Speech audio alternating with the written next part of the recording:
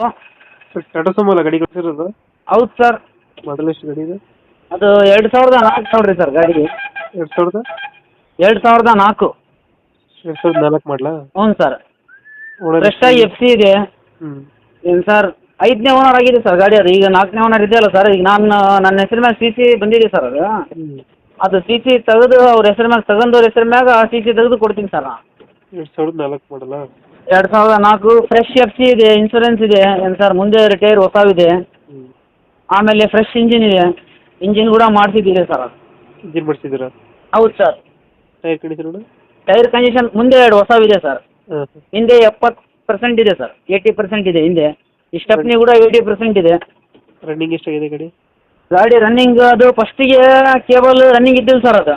ಹಾಂ ಹಾಂ. ಈಗ ನಾನು ಮೊನ್ನೆ ಕೇಬಲ್ ಕೂಡ ಹಾಕ್ತೀನಿ ಸರ್. 1 ಲಕ್ಷ ಈಗಿದೆ ಸರ್. 1,04,000 ಚಿಲ್ಲರೆ ಇದೆ.